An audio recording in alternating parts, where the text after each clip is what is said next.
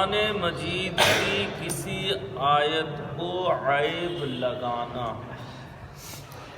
یا اس کی توہین کرنا یا اس کے ساتھ تمسخر کرنا کفر ہے۔ قرآن مجید کی کسی آیت کو عیب لگانا یا قرآن کریم کی توہین کرنا یا قرآن کریم کے ساتھ مذاق کرنا، یہ کیا ہے؟ کفر ہے۔ یعنی ایسا کرنے والا ایمان سے خارج ہو جائے گا۔ مثلا داڑھی منڈے کہتے ہیں کلا سوف تعلمون، جس کا مطلب یہ بیان کرتے ہیں کہ کلا کا مطلب صاف کرو۔ یہ قرآن مجید کی کھلی ہوئی تحریف ہے اور اس کے ساتھ مذاق، دل لگی بھی، اور یہ دونوں باتیں کیا ہیں؟ کفر۔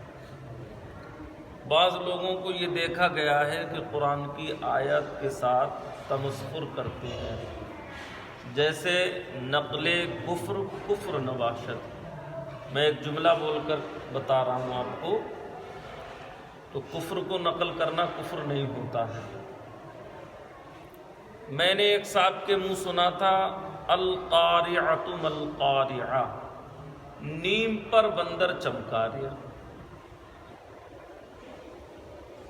سمجھے میری بات کو؟ اس طریقے کے جملے لوگ جو ہیں نعوذ باللہ من ذالک بول دیتے ہیں۔ یا جیسے اس میں مثال دی گئی کلا سوف تعلمون، تو کلا کا مطلب بولے بالکل صاف کرا دیں، تو کلا سوف تعلمون کا یہ مطلب تھوڑی ہے۔ لیکن یہ قرآن کریم کی آیات کے ساتھ مذاق، ٹھٹھا اور تمسخر کرنا ہے، اور ایسا کرنے والا ایمان سے خارج ہو جائے گا۔ قرآن کریم کی کسی آیت کے ساتھ مذاق کرنا یا قرآن کریم میں جو لکھا ہوا ہے اس کا غلط مطلب بیان کرنا،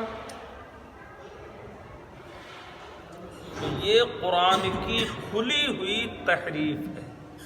تحریف کے مطلب بدلنا ہے۔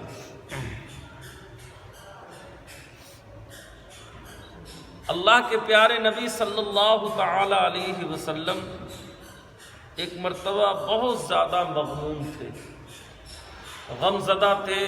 صحابہ نے پوچھا یا رسول اللہ اس غم کی وجہ، اس چہرے پر پژمردگی اور کملاہٹ کی وجہ؟ تو آقا کریم علیہ السلام نے فرمایا کہ میں نے امم سابقہ کے انبیاء اکرام کے حالات مجھے معلوم ہیں، اور میں نے ان کی امتوں کے حالات کو خوب اچھی طریقے سے پرکھا ہے۔ پہلے کے جو انبیاء تھے ان پر جو وہ اللہ کی کتابیں نازل ہوئی تھیں، تو ان کتابوں میں ان انبیاء کے جانے کے بعد، وہ انبیاء جب دنیا سے رخصت ہوئے اس کے بعد ان کی کتابوں میں تحریف کر دی، بدل دیا گیا انہیں۔ ان میں جو لکھا ہوا تھا حرام کا حلال کر دیا گیا اور حلال کا حرام کر دیا گیا، اپنے مطلب کے مطابق اس میں معنی اور مفہوم داخل کر دیے۔ سرکار نے فرمایا مجھے بھی یہ خوف ہے کہ میرے کلام قرآن میں کہیں میرے دنیا سے رخصت ہونے کے بعد، ظاہری طور پر پردہ فرمانے کے بعد، کہیں ایسا نہ ہو کہ میری اس قرآن میں جو اللہ نے مجھ کو عطا فرمایا اس کتاب میں کوئی تحریف کر دی۔ تب اللہ تعالیٰ نے اپنے محبوب کی تسلی کے لیے، تشفی کے لیے قرآن کی آیت نازل فرمائی تھی، اِنَّا نَحْنُ نَزَّلْنَا الذِّكْرَ وَإِنَّا لَهُ لَحَافِظُونَ، اے محبوب اس کو ہم نے ہی نازل کیا ہے اور ہم ہی اس کی حفاظت کرنے والے ہیں۔ سبحان اللہ۔ تو قرآن کریم میں کوئی تحریف کر دے، بدل دے، دنیا کی کوئی طاقت نہیں جو قرآن کے اندر کوئی چینجنگ کر دے۔ ایک نقطے کو بھی قرآن ختم نہیں کیا جا سکتا ہے۔ اور آپ دیکھ لیجئے اللہ نے کیسی حفاظت فرمائی۔ پہلے کے جو انبیاء تھے ان کی جو کتابیں تھیں، مثلا توریت، زبور، انجیل اور حضرت ابراہیم علیہ السلام پر نازل ہوئے صحیفے، ان کتابوں میں اکثر یہ ہوتا تھا کہ ان کے جن نبیوں پر یہ کتابیں نازل ہوئی تھی بس وہی حافظ ہوتے تھے، یا ایک دو امتی ہو جاتا تھا،